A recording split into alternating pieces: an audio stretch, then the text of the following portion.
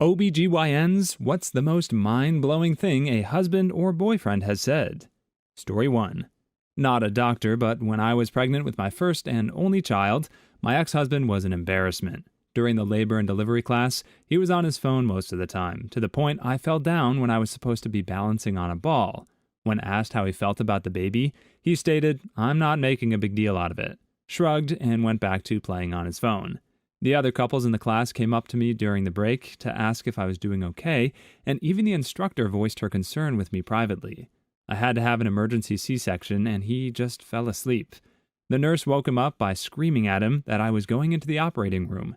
He didn't want to hold our son. He didn't want to change diapers. He would scream at our 2-day-old son for crying and get mad at me for not getting up and doing anything. The nurses kicked him out, and 3 of them gave me names for divorce lawyers, one of which I eventually used. The kicker, my ex begged me for a kid because all he wanted was to be a dad.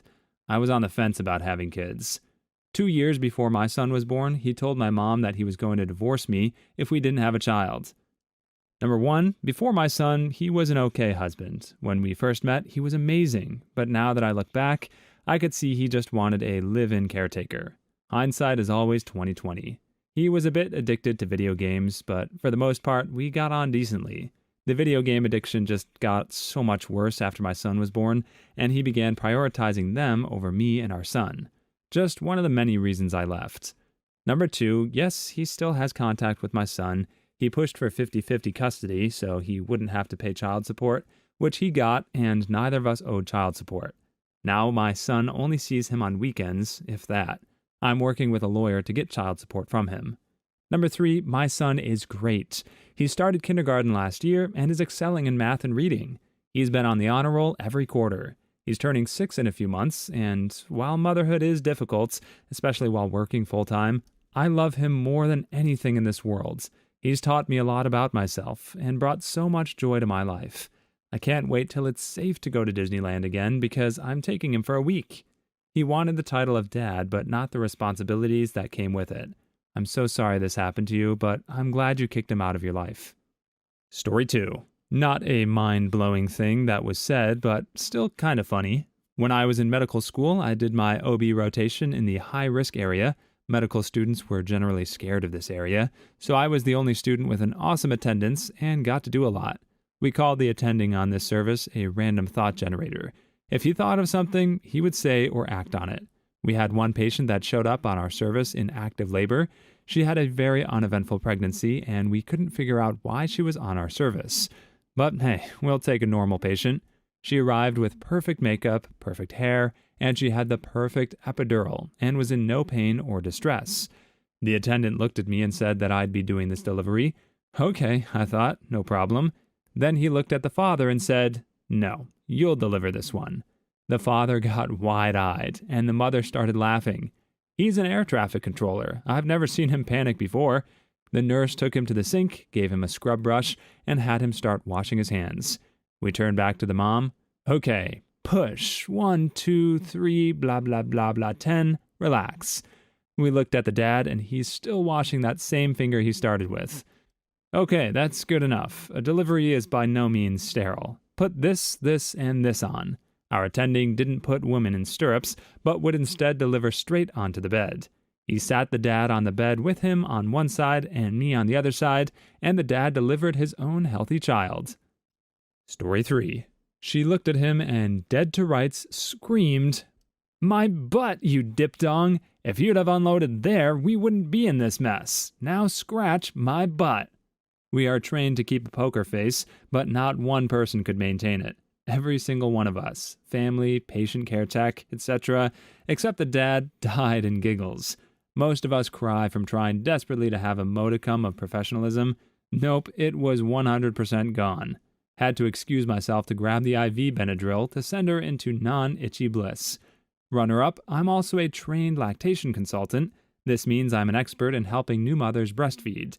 One couple had an order for my assistance due to poor feeding for the baby. I go in and meet them both, educate them on what's about to happen, etc.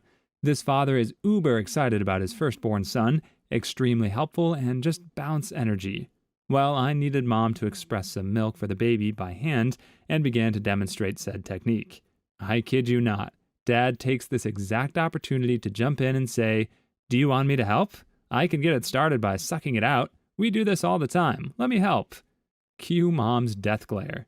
This is what I came here for. Story 4. My dad is a doctor, and his friend was an OBGYN, and was telling my dad about a time when a couple came into his office and they were having difficulty having a child. They were trying for over a year to have a child, but the wife never got pregnant. Found out that the man and the woman came up in very strict upbringings, and the man was never putting his wiener inside her. He was basically rubbing his wiener on top of her coochie and would finish across her belly. Then he would take his finger and smear his toaster strudel topping all over the top of her cooter. My dad's friend had to explain the process to both of them and tell them what to do and how to do it. Was an awkward conversation. I just kept thinking, did they not ever watch Korn or have the talk with their parents? Have they never seen stuff related to banging ever? Was just a crazy story. I wonder if they ever figured it out and actually eventually had kids or not.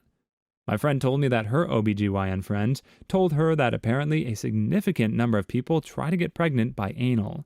Proper education matters, people. Story 5. My doctor told me a story about a baby he delivered. It was the couple's 6th, and they were very observant Orthodox Jews. So when she called at 11 p.m. on Shabbat that labor had started, the husband couldn't drive them to the hospital himself. Although the doctor understood, he tried to help them understand how emergent the situation was because the delivery was going to be so fast. The doctor races to the hospital and waits. He waits 30 minutes, an hour. He's pacing the drop-off. Finally, 90 minutes later, a taxi screeches into the parking lot at like 2 a.m. The doctor opens her door to see the baby crowning and the woman yelling and the driver yelling. The husband throws open his door and just sprints off into the parking lot yelling, does a full loop while the baby is born, and runs up as the nurses are wrapping the baby and getting mom and baby into a wheelchair. Doctor, what happened? Where did you go? Dad, I just didn't know what to do. Poor guy was so hopped up on adrenaline, he just took off. Story 6. I did women's and infant nursing for 10 years. This wasn't the dad, but rather the mom. 1 hour before the change of shift, we get a cesarean admit. Per this facility protocol, we used an injectable opiate in her epidural to control pain. A common side effect is itching. Keep this in mind. Also, apologies for the cussing, I'm speaking verbatim. Said patient was being wheeled on her bed to her room, and the itchies were hitting their peak during this transit. I receive her in the hallway and help wheel her into the room, get her comfortable, and start prepping her chart. Not 2 minutes after I exit her room, commotion starts in there. She's screaming. I run in and assess the situation. Immediately she grabs my hand on the bedside and begs for the itch to stop. She's actively sitting up, a no-no post-op so fast, and scratching her nethers and her butt. Oh my God, help! Someone scratch it! The husband finally makes an arrival at this exact moment and says, "Scratch what, honey?" Big mistake. I've never seen evil before, but this woman came unglued. Story 7. Not an OBGYN, but my OBGYN had the talk with me instead of my parents. They withdrew me from educational classes and made me show up to a counselor, instead promising they would teach this type of education on their own time. Anyway, the OBGYN said that anal is legitimate, but that you can't get pregnant from it. She had met at least 8 couples in her lifetime. Age was late 40s, early 50s, where the couple was having fertility issues, and it was because the husband was using the wrong hole. I repeat, the husband was using the wrong hole. It was even more mortifying because these were very traditional couples, Asian, Indian, Christian, and they were horrified they were committing sodomy. So yeah, the conversations that woman must have had, I had to wonder how far down the list of questions and tests they get before they need to say, point on this photo what part you use, and on this portion describe what you do with that part and where you do it. Story 8. I worked in a diagnostic center. OBGYN refers patients for a transvaginal ultrasound to find out why she's having fertility issues. Tech inserts probe. Woman flinches in pain. Tech asks if it hurts during intercourse. The woman explains the husband doesn't insert it in the vagina. No, here, while pointing to her belly button. The tech came out red-faced. She had to call the doctor and explain why the patient was having trouble getting pregnant. This happened twice at this clinic. Twice! I think at that point we just kind of let nature take its course and perhaps not educate people on the workings of intercourse as to avoid producing more belly button suckers. I know it sounds harsh to rob folks of the pleasures of intercourse, but dang man, I fear for their children. Story 9. Not quite what you're asking for, but when my wife was pregnant, she fell down the stairs because our other child decided she wanted to jump out of mom's arms. Cue all the bruising and preterm labor. After that, appointments got really awkward. Nurses were short with me. I finally told my wife that I had a feeling the staff didn't like me, and I figured I'd sit the next appointment out unless she really wanted me there. My wife said she noticed all of this and decided to ask a nurse what the deal was. Turns out the whole office just assumed I'm the one who pushed her down the stairs. I wasn't even home when it happened. That's when I found out that I apparently look like the type of guy who would push a pregnant woman down the stairs. Kudos to your wife for straight up asking what their deal was so that it could be cleared up. Story 10. Back in my OB rotation in med school, we had a pregnant woman who was super morbidly obese with a body mass index in the 70s. During her first prenatal visit, the resident was asking about her pregnancy history, past difficulty with fertility and conception, problems with the pregnancy so far, etc. Pretty standard stuff as far as I understood at the time. Husband then chimed in about the conception. Turns out they had no trouble conceiving. He then went into detail about how the conception went and blew my little inexperienced mind. Basically, the wife's mother and sister had to help with conception by holding the wife's thighs out of the way enough that he could get in to do the job. I still don't have words. I used to be a labor and delivery nurse. I've heard a similar story from a patient, except in their case it was friends from church. I have friends, but I don't have friends like that. Story 11. My dad is an OBGYN. I asked him, he said he was delivering a baby and the father seemed extra nervous, which is to be expected, but my dad sensed something was off. Well, anyway, he delivers it, and as soon as it comes out, the father yells, "It's mine, it's white!" Then I ran out of the room and told the family before my dad could say a word. Needless to say, my dad did tell him that sometimes black children were born can look white, which led to a big argument with security having to be called. Reminds me of the story where the baby came out a bit dark, and the husband went on and on about his wife cheating and had his whole family basically abuse her, only to find out that he was the one cheating and projected his guilt onto her. What a butt. Story 12. Sister is a nurse in the mom-baby unit who will also work in labor and delivery. One dad asked for a C-section so her vagina wouldn't be ruined, or another dad asking for her to be stitched up extra tight after delivery. Bonus edit, another dad that couldn't seem to keep his clothes on during their entire stay. The nurses had to have multiple conversations with him to keep his clothes on. He just kept stripping and walking around, like he'd go out to the coffee station in the hall with only his whitey-tighties on, and he'd be buck naked in the hospital room. We had to ask him to wear pants and a shirt when in the hall, and at minimum pants in the hospital room. No, he was not trying to sleep with her. The husband stitch. I hate that that's even a thing. Please like and subscribe if you've made it this far. I hope you'll enjoy the rest of this video and have a wonderful day. Story 13. Dad is a 30-plus-year-old OBGYN. Now he's retired. He tells a story of a hyper-religious couple, Muslim, who came in about difficulty getting pregnant. He examined the woman alone and discovered that she was actually an intersex, male gonads, undistended, no uterus, normal vulva, vagina. The woman was mortified to learn this at 18. She feared her husband would be violent, believing he had been gay by doing it with her. My dad gave her the option to call the police or ask for help. He and the nurses gave her phone numbers for counseling and offered discretion when talking to the spouse.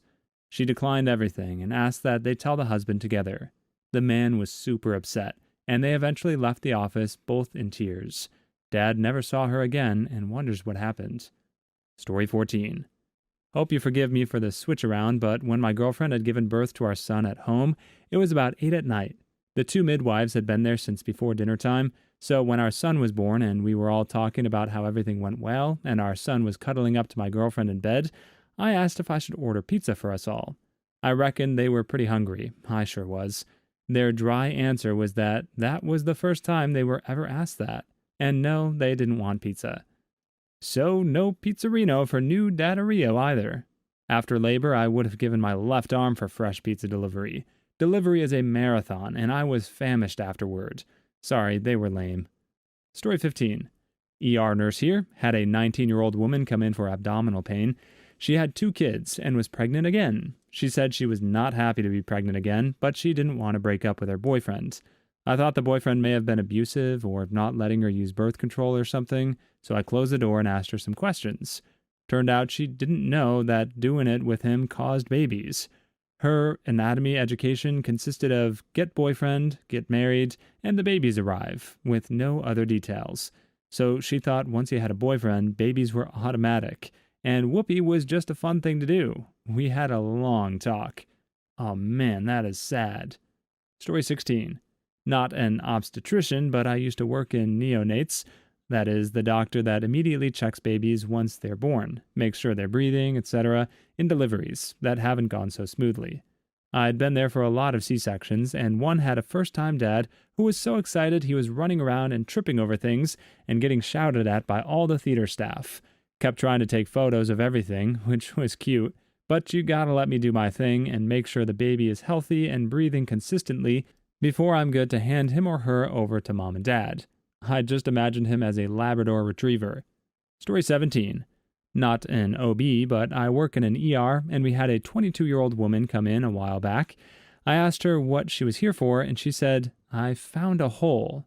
Like an abscess? I found a hole. Okay, is it a wound? Does it hurt? No, it's just a hole. It's a black hole.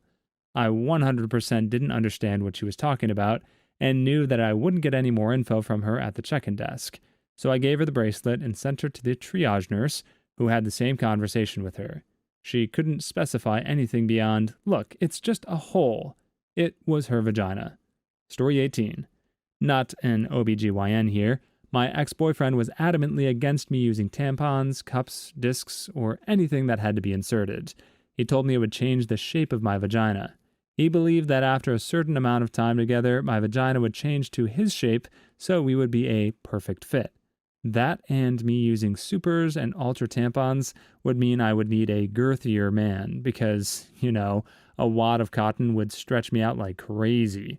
So my question is, does that perfect fit scenario also apply to the 11 other women he was boning on the side with?